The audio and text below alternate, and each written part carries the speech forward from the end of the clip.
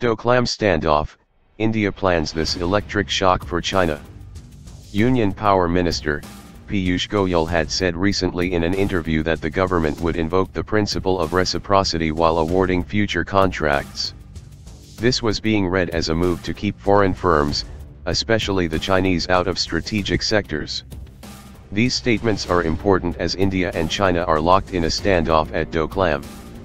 India realizes that war is not the solution, but tightening the screws on China where business is concerned is the way forward, as it would hit them the hardest. India plans to hit China on various fronts. India would demand higher security standards from the Chinese in the telecom sector. It may be recalled that India had last week sought 21 smartphone makers, most of them Chinese, to provide details about the security and safety practices.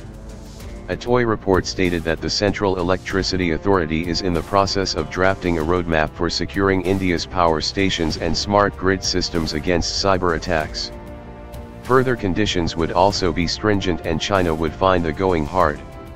The CEA maintained that it was not against anyone in particular, but added that it is against all who want to tamper with the system.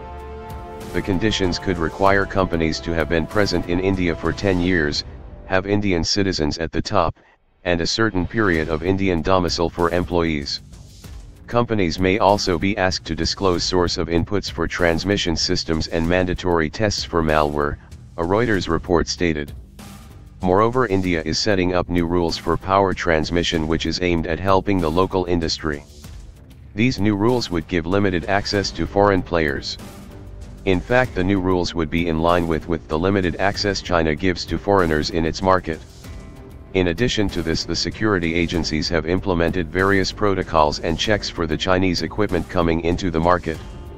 This would make it extremely difficult for the Chinese to operate in India. While officials refuse to comment that these new moves are aimed against the Chinese, there is plenty of work on the back end to end Chinese dominance. India would gradually hit the Chinese telecom sector, which operates in a big way in India.